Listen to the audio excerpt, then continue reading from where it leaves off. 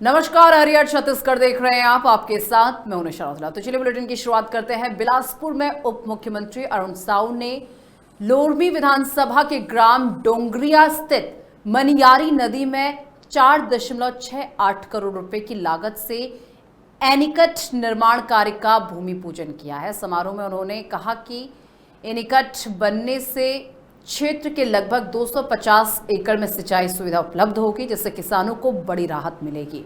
इस अवसर पर उन्होंने बगरा में सामुदायिक भवन, जमुनाही में सीसी रोड और छुईहापारा में रंगमंच और डोंगरिया स्कूल में साइकिल शेड, सीसी रोड और मुक्तिधाम निर्माण की घोषणाएं की हैं।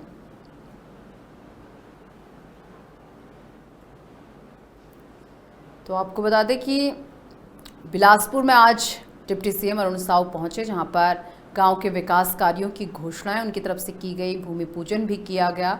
और आज अरुण साव बिलासपुर के दौरे पर रहे, जहां भूमि पूजन कार्यक्रम में उन्होंने शिरकत की। और इसी के साथ 4.68 करोड़ की सिंचाई परियोजना की सौगात भी उन्होंने लोगों को दी है। 250 एकड़ की सिंचाई सुविधा दी गई है। तो इस दौरान बड़ी संख्या में लोग उन्हें सुनने के लिए भी पहुंचे। ये तस्वीरें आपको दिखा रहे हैं। किसानों को बड़ा लाभ होने की बात उन्होंने कही। गांव में और किस तरीके से विकास किया जाए, इन तमाम चीज़ों पर भी उन्होंने चर्चा की। इसी के साथ आपको बता दें कि तमाम बड़ी सौगातें उन्होंने गाँव वासियों को दी। और मनियारी नदी में एनीकट भूमि पूजन भी हुआ। 4.68 करोड़ की सिंचाई परियोजनाओं का लोगों को वे समर्पित करते हुए नजर आए। और इसी के साथ 250 एकड़ सिंचाई सुविधा भी लोगों को दी गई है।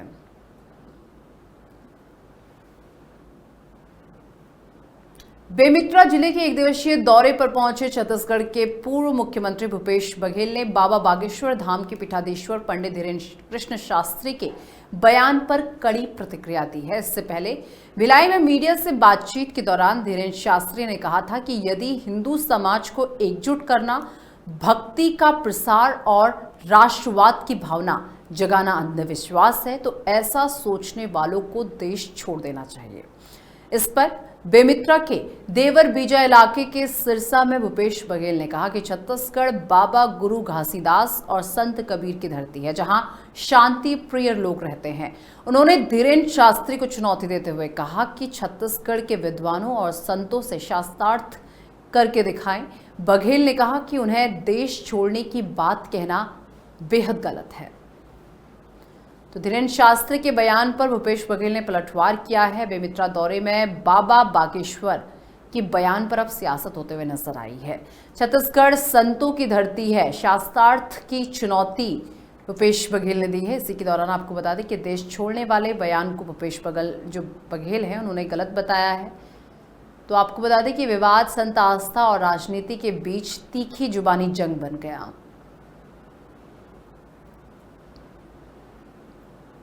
जी और कबीर जी की धरती है, ये शांति प्रिय लोग हैं, इसलिए ऐसा यहाँ बोल पा रहे हैं।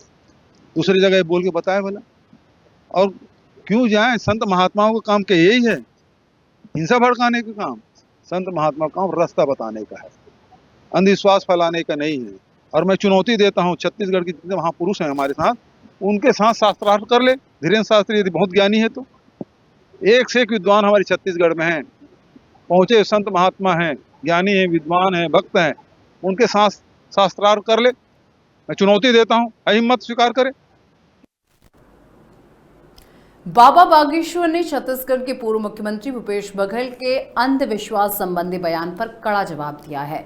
पंडित धीरेन्द्र शास्त्री ने कहा कि अगर हिंदू समाज को एकजुट करना, भक्ति का प्रसार करना और राष्ट्रवाद की भावना जगाना अंधविश्वास है, तो जिन्हें ऐसा लगता है उन्हें इस देश को छोड़ देना चाहिए। आपको बता दें कि छत्तीसगढ़ के पूर्व मुख्यमंत्री भूपेश बघेल ने कहा था कि कथावाचक प्रदीप मिश्रा और धीरेन्द्र शास्त्री अंधविश्वास फैला रहे हैं। देश में हिंदू कभी खतरे में नहीं था। तो बाबा बागेश्वर ने पूर्व मुख्यमंत्री पर निशाना साधा है। भूपेश बघेल के बयान पर बाबा बागेश्वर ने तीखा जवाब दिया है। अंधविश्वास वाले आरोपों पर धीरेन्द्र शास्त्री ने पलटवार किया है। हिंदू एकता और राष्ट्रवाद पर बाबा बागेश्वर ने अपना बयान दिया। कथावाचकों पर आरोपों के बढ़ने की बात उन्होंने कही है। और ऐसे में आपको बता दें एक सियासी संग्राम भी जो है इस दौरान देखने को मिला है।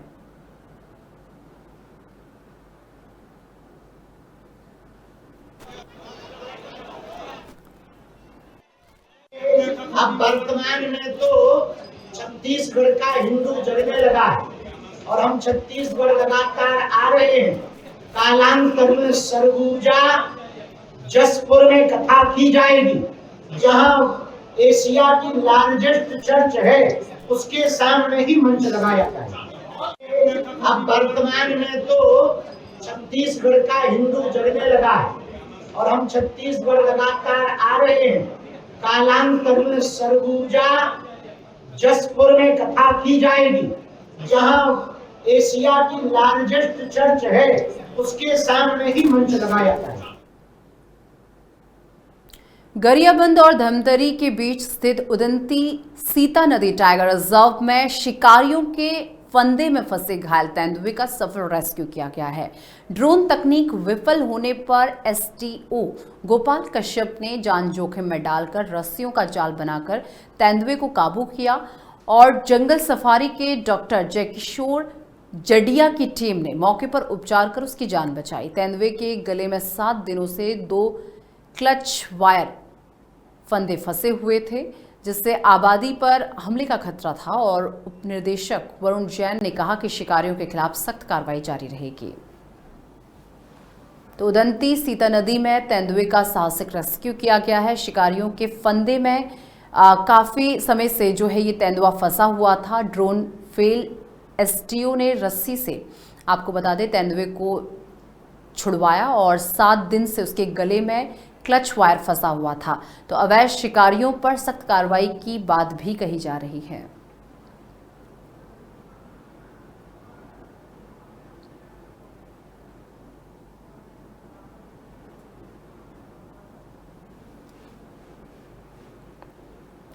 छत्तीसगढ़ शासन के शासकीय विमान से कथावाचक धीरेन्द्र कृष्ण शास्त्री को सुविधा दिए जाने पर राजनीतिक और प्रशासनिक हलकों में सवाल उठने लगे हैं। मामला सरकारी संसाधनों के उपयोग और संवैधानिक मर्यादाओं से जुड़ा हुआ बताया जा रहा है। धीरेन्द्र शास्त्री किसी संवैधानिक पद पर नहीं है, इसके बावजूद शासकीय विमान के उपयोग को लेकर नियमों पर बहस अब काफी तेज हो गई है। वहीं एक पुलिस अधिकारी द्वारा उनके पैर छूने की तस्वीर ने भी निष्पक्षता और सरकारी आचरण पर गंभीर प्रश्न खड़े कर दिए हैं। तो शासकीय विमान के उपयोग पर अब सवाल उठ रहे हैं। दरअसल धीरेन्द्र शास्त्री ने शासकीय विमान का इस्तेमाल किया, जिसके बाद अब धीरेन्द्र शास्त्री कहीं ना कहीं सवालों के घेरे में आ गए। उनके लिए कहा जा रहा है कि ना ही वो किसी संवैधानिक पद पर हैं, तो किस हक से वे शासकीय विमान में सवार हुए और इस दौरान एक पुलिसकर्मी ने बाबा के पांव भी छुए। अब इसे लेकर भी सवाल उठने लगे हैं।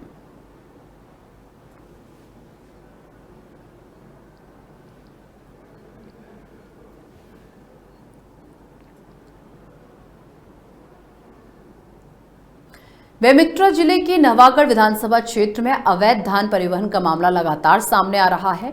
खाद्य मंत्री दयाल दास बघेल के विधानसभा क्षेत्र में एक बार फिर मेटाडोर वाहन अवैध रूप से धान ले जाते हुए पकड़ा गया है। आकस्मिक जांच के दौरान तहसीलदार विनोद बंजारे ने ग्राम मोहलाइन से ग्राम कटई के धान खरीदी केंद्र में खपाने ले जा रहे धान को जब्त किया है। वाहन में 161 कट्टे धान भरे थे, जिसकी अनुमानित कीमत लगभग 1,98,000 रुपये बताई जा रही है। प्रशासन ने आगे की कार्रवाई शुरू कर दी है। तो पुलिस ने अवैध धान परिवहन को पकड़ा है। खाद्य मंत्री के क्षेत्र में पुलिसिया कार्रवाई की गई है। पुलिस ने मेटाडोर से 161 कट्टे जब्त किए हैं। तहसीलदार ने आकस्मिक जांच की और इस जांच में धान को जब्त किया गया। इस धान की कीमत आपको बता दें 1,98,000 बताई जा रही है।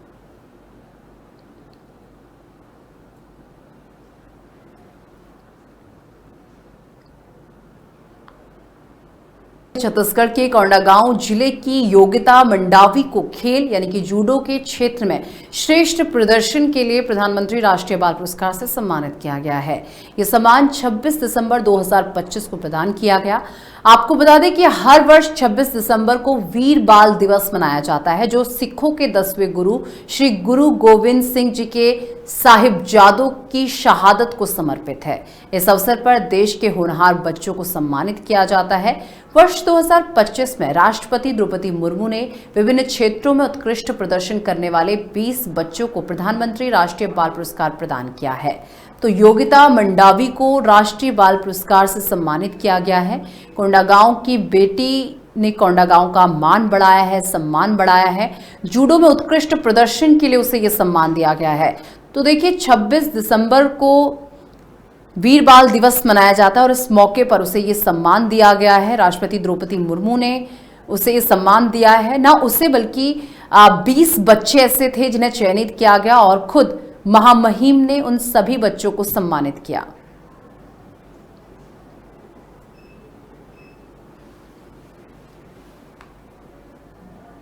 बेमित्रा की जिला पंचायत सीईओ प्रेमलता पद्माकर ने नवागढ़ जनपद पंचायत अंतर्गत ग्राम गनियारी पहुंचकर चौपाल लगाई। इस दौरान वे ग्रामीणों के साथ जमीन पर बैठी और उनकी समस्याओं को भी सीधे तौर पर सुना। उन्होंने प्रधानमंत्री आवास योजना सहित अन्य सरकारी योजनाओं की जानकारी दी। ग्रामीणों ने कहा कि यदि अधिकारी इस तरह सरल और सहज बने तो सरकारी योजनाएं हर घर तक पहुंच सकती हैं। मौके पर डिप्टी कलेक्टर पिंकी मनहर और जनपद सीईओ महादेव भी मौजूद रहे। जमीन पर जिला पंचायत सीईओ बैठी और लोगों की समस्याओं को सुना। गनियारी गांव में चौपाल लगाई गई जहां पर समस्याएं सुनी गई। ग्रामीणों ने अपनी समस्याएं रखी और ग्रामीणों ने कहा कि अगर अफसरशाही इस तरीके से सरल और सौम्य तरीके से लोगों की समस्याओं को सुने तो जो भी योजनाएं सरकार की तरफ से धरातल पर दी जाती हैं वो हर एक व्यक्ति तक पहुंचे।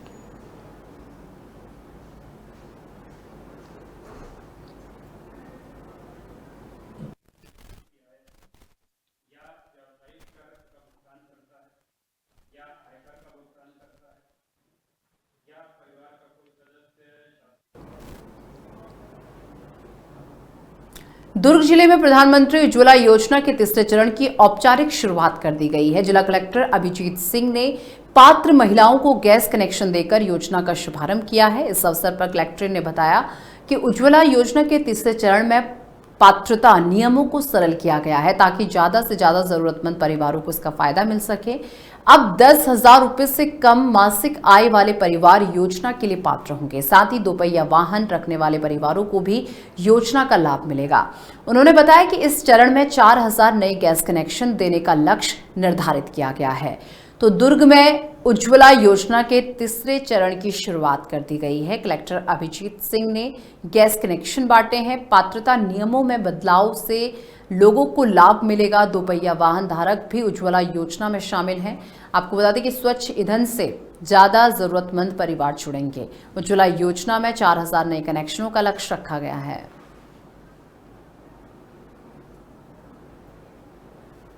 उज्ज्वला की जो नया फेज़ आया है उसमें एक तो पात्रता के क्राइटेरिया में चेंजेस किए गए हैं। जैसे उदाहरण के तौर पर पहले जो दोपहिया वाहन वाले लोग होते थे वो अपात्र होते थे, वो अब पात्र हो गए हैं। अब केवल 3 पहिया 4 पहिया वाले अपात्र हैं।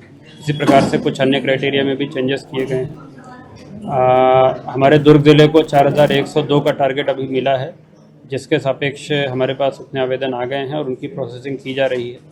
लेकिन आगे भी यदि और आवेदन आते हैं तो उनको भी हम लेकर के और स्वीकृत करने की स्थिति में हैं। टोटल अभी वर्तमान में दुर्ग ज़िले में 1,04,000 कनेक्शंस करीब उज्ज्वला के वैलिड हैं, जिनमें लगभग साल में औसतन 5 से 6 रिफिल्स हो रहे हैं। नए कनेक्शंस भी जो आवेदन आएंगे उनको शीघ्रता से प्रोसेस किया जा रहा है। लगभग 700 कनेक्शन इंस्टॉल किए जा चुके हैं, बाकी भी शीघ्रता से इंस्टॉल कर दिए जाएंगे। कोरिया जिला मुख्यालय से करीब 20 किलोमीटर दूर झरनापारा में धान परिवहन कर रहा जीपीएस युक्त ट्रक जर्जर सड़क के कारण खेत में पलट गया। हादसे के बाद 15 घंटे तक प्रशासन की ओर से कोई अधिकारी मौके पर नहीं पहुंचा और न ही धान की सुरक्षा की व्यवस्था हुई। रात का फायदा उठाकर असामाजिक तत्वों ने धान चोरी कर ली, जबकि डीजल भी बह गया और घटना ने धान खरीदी और परिवहन की निगरानी व्यवस्था पर सवाल खड़े कर दिए। ग्रामीणों ने सड़क निर्माण और जिम्मेदार अधिकारियों पर कार्रवाई की मांग कही है। तो देखिए, जर्जर सड़क की वजह से जो ट्रक था जो कि धान लेकर जा रहा था वो पलट गया और 15 घंटे बीत गए, लेकिन प्रशासन नदारद नजर आया। धान और डीजल की चोरी की गई। जीपीएस निगरानी पर अब सवाल उठने लगे हैं कि जीपीएस निगरानी के बावजूद भी क्यों मदद नहीं पहुंचाई गई। तो सड़क बदहाली से ग्रामीण बेहद नाराज हैं, कार्रवाई की मांग कर रहे हैं और साथ ही साथ सड़क निर्माण की मांग भी की जा रही है। अब जरा तस्वीरें देखिए। कहने को तो ये सड़क है, लेकिन ये कहीं से भी कहीं तक आपको सड़क जैसी नजर नहीं आएगी। ना इसमें कोई डामरीकरण हो रखा है, ना कुछ। आपको बता दें क्योंकि बहुत ज़्यादा वेट इस ट्रक के उसमें था, और ऐसे में आपको बता दें कि वेट ज़्यादा होने की वजह से और सड़क जर्जर अवस्था में होने की वजह से ड्राइवर का कंट्रोल खो गया और जिसकी वजह से वो खेत में जा पलटी। और ऐसे में आपको बता दें कि रात का फायदा उठाकर कई ऐसे असामाजिक तत्व थे जिन्होंने धान की चोरी की और जो डीजल पेट्रोल था वो भी ट्रक से बह गया।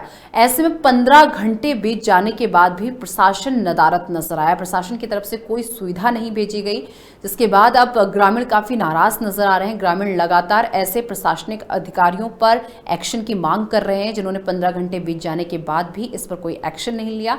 साथ ही साथ ग्रामीण अब आपको बता दें कि सड़क निर्माण की भी मांग करते हुए नजर आ रहे हैं।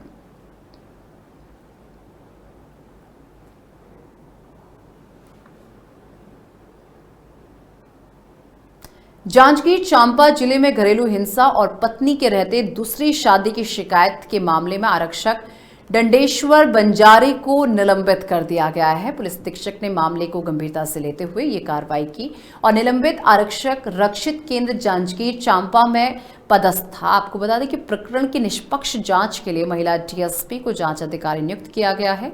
पुलिस विभाग ने स्पष्ट किया है कि जांच रिपोर्ट के आधार पर आगे की कार्रवाई की जाएगी।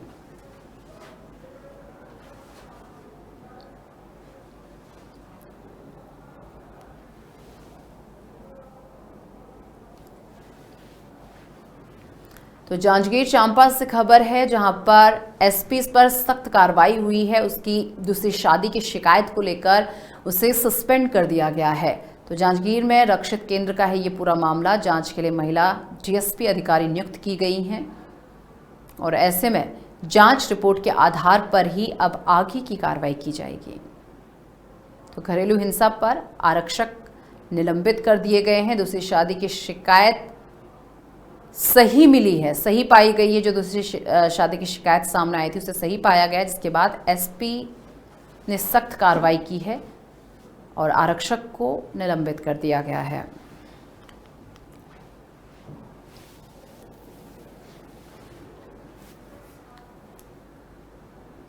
रायपुर में नाइजीरिया के छात्र सैम की संदिग्ध मौत के मामले में पुलिस ने 3 विदेशी नागरिकों को गिरफ्तार किया है। ये घटना 2 दिन पहले कालिंगा विश्वविद्यालय परिसर में हुई थी और मृतक सैम की छत से गिरकर मौत हुई थी, जिसे लेकर मामला अब संदिग्ध बना हुआ था।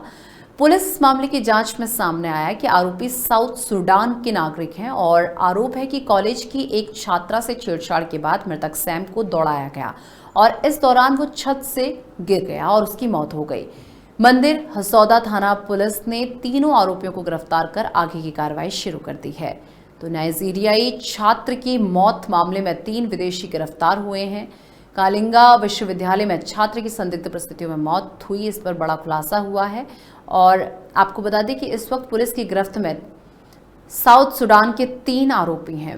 मंदिर हसौद पुलिस ने विदेशी छात्र मौत का मामला सुलझा लिया है।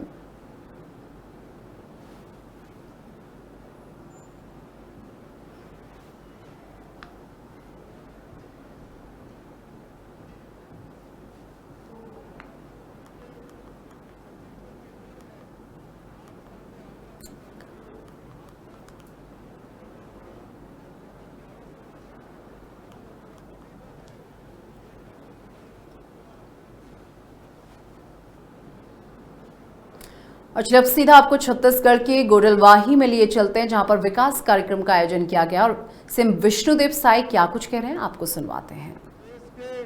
सर्वोच्च पद होते राष्ट्रपति के पद, आज अगर देश के सर्वोच्च पद राष्ट्रपति में भी कोई बैठी से तो हमार जनजाति समाज के हमार बहनी हमार बेटी द्रौपदी मुर्मू बैठी से, ये हमारे लिए सौभाग्य की बात है।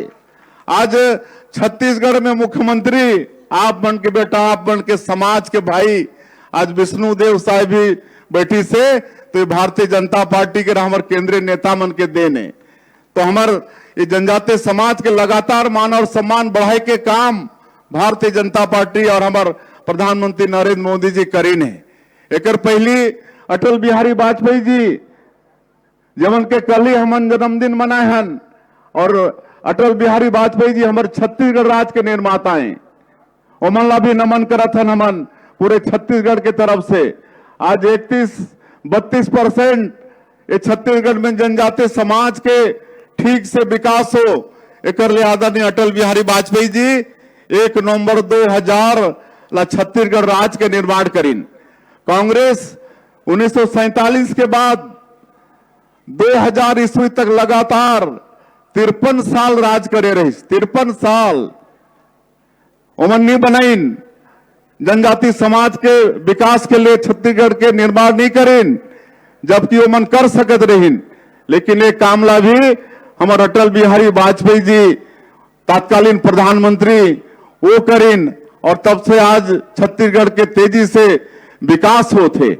आज गांव-गांव में डामर रोड जुड़ा थे, विकास के लिए आवागमन बहुत जरूरी होते, और प्रधानमंत्री ग्राम सड़क योजना के माध्यम से गांव-गांव में डामर रोड जुड़ी से, तो ये भी अटल बिहारी वाजपेयी जी के देन है। पहली बार भारत सरकार में आदिम जाति कल्याण मंत्रालय के गठन ये अटल बिहारी वाजपेयी जी करें। कांग्रेस की सरकार कभी ये आवश्यकता महसूस नहीं करी कि ट्राइबल मन जो विकास की दृष्टि से, शिक्षा की दृष्टि से, सामाजिक दृष्टि से बहुत पीछे हैं, उन के विकास के लिए अलग से मंत्रालय बनाया जाए, ये कांग्रेस कभी नहीं सोची। लेकिन ये भी कौन सोचिन? अटल बिहारी वाजपेयी जी सोचिन। जब प्रधानमंत्री बने तो पहली बार आदिम जाति कल्याण मंत्रालय के गठन करीन। आज इतना बजट है कि हमारे प्रदेश सरकार के बराबर के बजट एक के ट्राइबल विभाग में है, और पूरे देश में आज 12 करोड़ से ज्यादा जो ट्राइबल पॉपुलेशन है उनके के विकास होते। ये अटल जी के देन है। आज किसान क्रेडिट कार्ड देने वाला, किसान मतलब कम पूंजी में मतलब लोन की व्यवस्था किसान क्रेडिट के माध्यम से, और बोला हमारे डॉक्टर साहब आगे बढ़ा के सहकारी बैंक के किसान क्रेडिट कार्ड आज 0% में मिला थे, ये डॉक्टर साहब करने वाला। तो इस तरह से हमारे जनजाति समाज के हर तरह से चिंता, शिक्षा के लिए मतलब सामाजिक दृष्टिकोण से, आर्थिक दृष्टिकोण से 2 प्राधिकरण के भी गठन आदरणीय डॉक्टर रमन सिंह, बस्तर विकास प्राधिकरण, सरगुजा विकास प्राधिकरण, ताकि जनजाति आदिवासी मन के कोई तरह से विकास के लिए संसाधन की कमी नहीं हो, इसलिए 2 विकास प्राधिकरण के गठन, ये भी हमारे भारतीय जनता पार्टी हमारे डॉक्टर रमन सिंह। तो सब ला हमारा चिंतन करना पड़ी। कांग्रेस पार्टी खाली हमला वोट बैंक के रूप में इस्तेमाल करी से, कभी हमार सम्मान नहीं बढ़ाइस, कभी हमारे विकास पर चिंता नहीं करीस। लेकिन वास्तव में हमारे जनजाति समाज, हमारे आदिवासी समाज के सम्मान विकास की दृष्टि से आगे बढ़ाए के काम ये भारतीय जनता पार्टी और हमारे नेता अटल बिहारी वाजपेयी जी, नरेंद्र मोदी जी, डॉक्टर रमन सिंह जी, ये सब करीन है। ये सब ला हमला सोचना पड़ी। आज आदरणीय नरेंद्र मोदी जी सब विकास के काम हमला को फायदा मिलत है। पिछला 5 साल कांग्रेस के सरकार गरीब मन के हक छीने रिस, प्रधानमंत्री आवास से वंचित करे रिस, और हमारे मोदी जी कह रहे हैं कि इस बार भारतीय जनता पार्टी की सरकार बनाओ तो मुख्यमंत्री का पहला काम होगा 18 लाख गरीब लोग जो प्रधानमंत्री आवास से वंचित हुए हैं उनको सैंक्शन करना।